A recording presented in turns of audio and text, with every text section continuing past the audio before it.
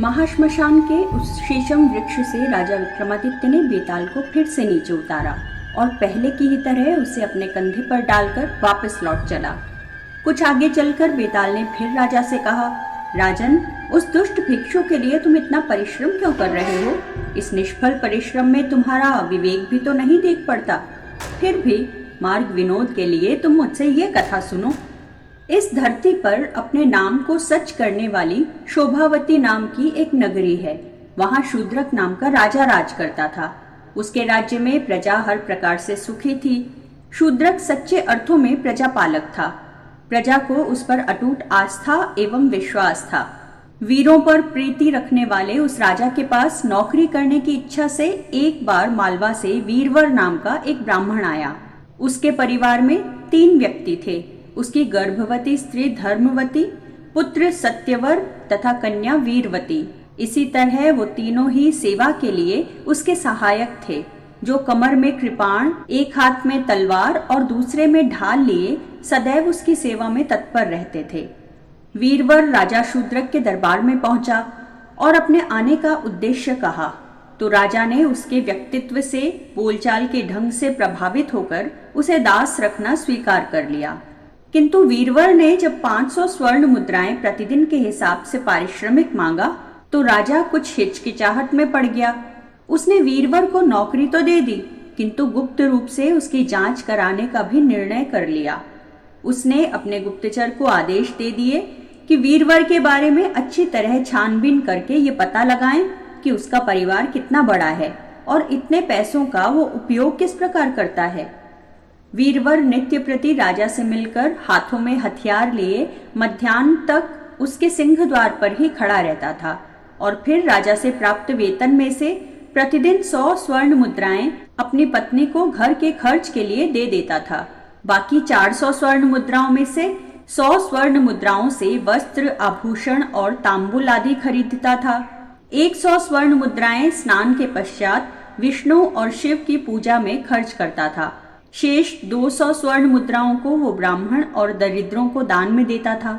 इस प्रकार वो प्रतिदिन राजा से प्राप्त 500 स्वर्ण मुद्राओं का उपयोग करता था। अनंतर दैनिक कार्यों से निपटकर वो भोजन करता और फिर रात में राजा के सिंह द्वार पर जाकर हाथ में तलवार लिए पहरा दिया करता था। राजा शूद्रक ने जब अपने गुप्तचरों से उसका प्रतिदिन का नियम सुना तो वो मन ही मन बहुत संतुष्ट हुआ। राजा ने उसे पुरुषों में श्रेष्ठ और विशेष रूप से आदर के योग्य समझा तथा उसका पीछा करने वाले गुप्तचरों को रोक दिया। इसी तरह दिन बीतते रहे। वीरवर ने कठोर धूप वाली गर्मी के दिन सहज ही बिता दिए। घनघोर वर्षा के कष्टदायी दिन भी वो उसी तरह अपने कर्तव्य हेतु अटल रहकर सिंह द्वार पर ही बिताता रहा। शूद्रक ने कई बार रातों में स्वयं जाकर उसकी जांच की, किंतु हर बार उसने वीरवर को अपनी नौकरी पर मुस्तैद पाया। एक बार जब राजा प्रजा का हालचाल जानने के उद्देश्य से रात को महल से बाहर निकल रहा था तो उसने दूर कहीं से आती हुई किसी स्त्री के रोने की आवाज सुनी। उस आवाज में बहुत दर्द, करुणा और दुख विह्वलता भरी हुई थी। राजा को बहुत आश्चर्य हुआ। उसने सोचा, मेरे राज्य में तो न कोई सताया हुआ है, न ही कोई दरिद्र है और न ही कोई दुखी, तो फिर ये स्त्री कौन है? और इस भयंकर रात्रि में जब सर्वत्र घनघोर वर्षा हो रही है तो ये क्यों इस प्रकार करुण रुदन कर रही है? राजा को उस पर बहुत दया आई। उसने वीरवर से कहा, वीरवर सुनो, दूर कोई स्त्री करुण स्वर में रुदन कर रही है। तुम जाकर पता लगाओ कि वो कौन है और क्यों रो रही है।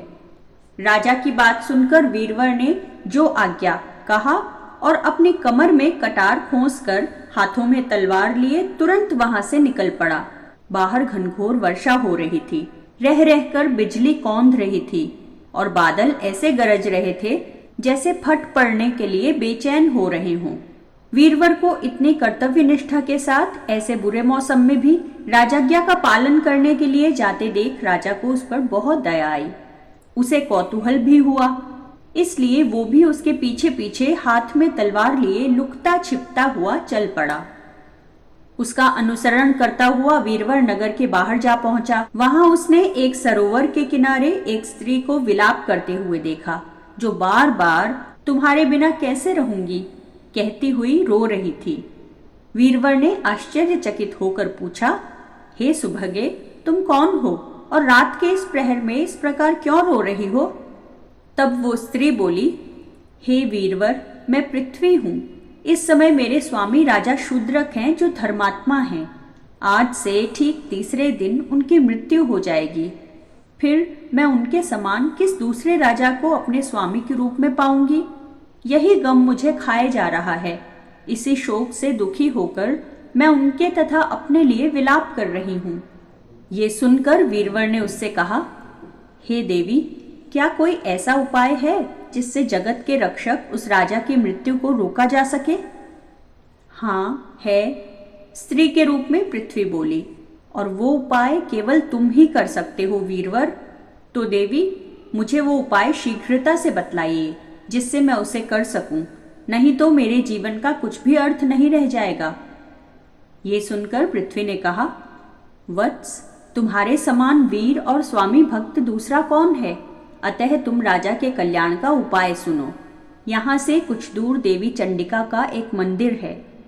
यदि तुम अपने पुत्र की बलि देवी चंडिका को दे दो तो राजा की मृत्यु नहीं होगी।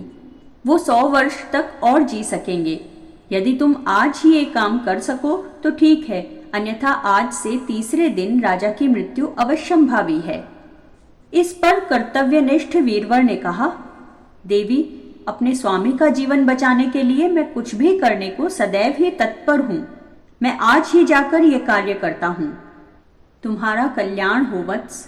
तब ऐसा कहकर पृथ्वी अंतर्ध्यान हो गई।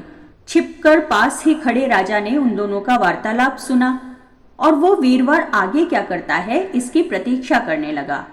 घर पहुंचकर वीरवर ने अपनी पत्नी धर्मवती को जगाया और राजा के लिए पुत्र की बलि देने के लिए पृथ्वी ने जो कुछ कहा था वो उसे कह सुनाया। सुनकर उसकी पत्नी ने कहा, नाथ, स्वामी का जीवन अवश्य बचाना चाहिए। आप इसी समय अपने पुत्र को बुलाकर उससे सारा वृतांत कहें।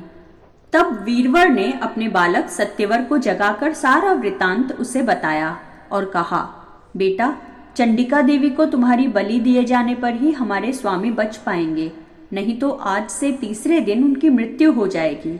ये सुनते ही उस बालक ने अपने नाम को सार्थक करते हुए निर्भीक होकर कहा, पिताजी, यदि मेरे प्राणों के बदले हमारे स्वामी का जीवन बचता है तो मैं इस कार्य को सहर्ष करने को तैयार हूँ। मैंने जो उनका अन्न खाया है मैं उससे उऋण हो जाऊंगा। आप तुरंत मेरी बलि का प्रबंध कीजिए जिससे मुझे शांति मिल सके। सत्यवर के ऐसा कहने पर वीरवर ने कहा, बेटा, तुम धन्य हो। तुम सचमुच मेरे ही पुत्र हो। मुझे तुम पर बहुत गर्व है। वीरवर के पीछे पीछे आए हुए राजा ने ये सारी बातें सुनी। उसने सोचा, अरे, ये तो सभी एक ही जैसे वीर हैं। अनंतर वीरवर ने अपने बेटे सत्यवर को कंधे पर उठा लिया। उसकी पत्नी धर्मवती ने अपनी बेटी वीरवती को ले लिया और रात के समय चंडिका के मंदिर के लिए चल पड़े। राजा शूद्रक भी छिपकर उनके पीछे पीछे गया। मंदिर में पहुंचकर वीरवर ने देवी के सम्मुख अपने बेटे को कंधे से उतारा। सत्यवर ने बड़े धैर्य से देवी को प्रणाम किया और कहा, हे देवी, मेरे मस्तक का उपहार स्वीकार करो जिससे हमारे स्वामी राजा शूद्रक अगले 100 वर्षों तक जीवित रहकर निष्कंटक राज कर सकें। वीरवर ने पुत्र के ऐसा कहते ही धन्य धन्य कहते हुए अपनी तलवार निकाली और उससे अपने पुत्र का मस्तक काटकर देवी चंडिका को अर्पण करते हुए कहा, हे देवी, मेरे पुत्र के इस बलिदान से हमारे स्वामी 100 वर्ष तक जीवित रहें।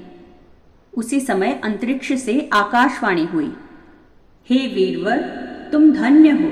तुम्हारे समान स्वामी भक्त और कोई नहीं है जिसने अपने एकमात्र गुणी पुत्र का बलिदान देकर अपने राजा शूद्रक को जीवन दिया है। राजा शूद्रक छिपकर ये सारी बातें देख और सुन रहे थे। तभी वीरवर की कन्या वीरवती आगे बढ़ी और मरे भाई के मस्तक को आलिंगन करते हुए शोक से विह्वल बुरी तरह से रोने लगी। तदनंतर उसने भी भाई के शोक में अपने प्राण त्याग दिए। ये देखकर वीरवर की पत्नी ने कहा, हे स्वामी, राजा का कल्याण तो हो गया। अब मैं भी आपसे कुछ कहती हूँ। हमारा पुत्र चला गया, हमारी बेटी ने उसके शोक में अपने प्राण त्याग दिए, तो मैं भी अब जी कर क्या करूंगी। मुझ मूर्ख ने राजा के कल्याण के लिए पहले ही देवी को अपना मस्तक क्यों अर्पित नहीं किया। इसलिए अब मेरी आपसे यही प्रार्थना है कि मुझे भी आज्ञा दें कि मैं अपने बच्चों के शरीरों के साथ अग्नि में प्रवेश कर सकूं। जब धर्मवती ने आग्रह पूर्वक ऐसा कहा तो वीरवर बोला, हे मनस्विनी, ठीक है, तुम ऐसा ही करो, तुम्हारा कल्याण हो। एकमात्र बच्चों का शोक ही जिसके पास बच रहा हो, ऐसे में तुमको अब जीवन से क्या अनुराग है। तुम्हें इस बात का दुख नहीं होना चाहिए कि मैंने पहले ही अपने प्राण क्यों नहीं त्याग दिए। यदि किसी और के मरने से राजा का कल्याण होता तो मैं पहले ही अपना जीवन उत्सर्ग न कर देता, किंतु तुम थोड़ी देर ठहर जाओ, तब तक मैं तुम्हारी चिता हेतु कुछ लकड़ियों का प्रबंध कर देता हूँ। ये कहकर वीरवर ने लकड़ियों की एक चिता तैयार की, अग्नि से उसे प्रज्वलित किया और उस चिता पर दोनों बच्चों के शव रख दिए। तब उसकी धर्मपरायण पत्नी उसके पैरों में जा गिरी। उस पतिव्रता ने देवी को प्रणाम करके कहा, हे देवी, मुझे आशीर्वाद दीजिए कि अगले जन्म में भी यही आर्यपुत्र मेरे पति हों और यही राजा मेरे स्वामी। मेरे इस शरीर त्याग से इनका कल्याण हो। ये कहकर वो साध्वी स्त्री भयानक लपटों वाली उस चिता की अग्नि में इस प्रकार कूद पड़ी मानो जल में कूद पड़ी हो। इसके बाद पराक्रमी वीरवर ने सोचा, आकाशवाणी के अनुसार राजा का काम तो मैं पूरा कर चुका हूँ। मैंने राजा का जो नमक खाया था उससे उऋण हो गया। अब मुझ अकेले को ही अपने जीवन से मोह क्यों रखना चाहिए। जो मेरे अपने थे, प्यारे थे, उन सभी अपने कुटुंबी जनों का नाश करके अकेला अपने को जीवित रखने वाला मुझ जैसा कौन अभागा व्यक्ति होगा। तो फिर मैं भी क्यों ना अपने शरीर की बलि देकर देवी को प्रसन्न करूं। ऐसा सोचकर वो देवी को प्रसन्न करने के लिए उसकी स्तुति करने लगा। हे देवी, हाथों में शूल धारण करने वाली महिषासुरमर्दिनी, जगत जननी, तेरी जय हो। हे माता सर्वव्यापिनी, तुम देवताओं को प्रसन्नता देने वाली हो, तीनों लोकों को धारण करने वाली हो। हे माता, सारा संसार तुम्हारे चरणों की वंदना करता है। अपने भक्तों की मुक्ति के लिए तुम ही शरण रूप हो, तुम्हारी जय हो। हे काली, जय कापालिनी, जय कंकालिनी, हे कल्याणमयी, तुम्हें नमस्कार है। मेरे मस्तक का उपहार स्वीकार कर तुम राजा शूद्रक पर प्रसन्न हो। तत्पश्चात देवी की स्तुति करके वीरवर ने झटपट तलवार से अपना मस्तक काट डाला। वहां छिपकर शूद्रक ये सारी बातें देख रहा था। दुख से विकल होकर उसने आश्चर्यपूर्वक सोचा, हे भगवान, मेरे लिए सज्जन पुरुष और इसके परिवार ने ये कैसा दुष्कर कार्य कर डाला। ऐसा तो न कहीं देखा न कहीं सुना। इस विचित्र संसार में इसके जैसा धीर वीर पुरुष और कहाँ मिलेगा, जो बिना कहे सुने परोक्ष में अपने स्वामी के लिए अपने प्राणों तक अर्पित कर दे। यदि इसके उपकार का प्रत्युपकार मैं न कर सकूं तो मेरे राजा होने का अर्थ ही क्या रह गया। फिर तो मेरे और एक पशु के जीवन में कोई अंतर ही नहीं है।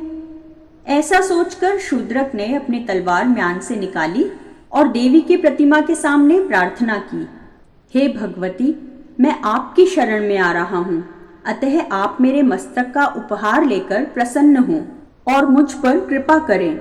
अपने नाम के अनुरूप आचरण करने वाले इस वीरवर ने मेरे लिए ही अपने प्राणों का त्याग किया है, अतः मेरे प्राण लेकर आप प्रसन्न हों और वीरवर तथा उसके पुत्र पुत्री एवं पत्नी को पुनर्जीवित कर दें। ये कहकर राजा ने ज्यों ही तलवार से अपना मस्तक काटना चाहा, तभी आकाशवाणी हुई, हे राजन, तुम ऐसा दुस्साहस मत करो। मैं तुम्हारी वीरता से प्रसन्न हूँ।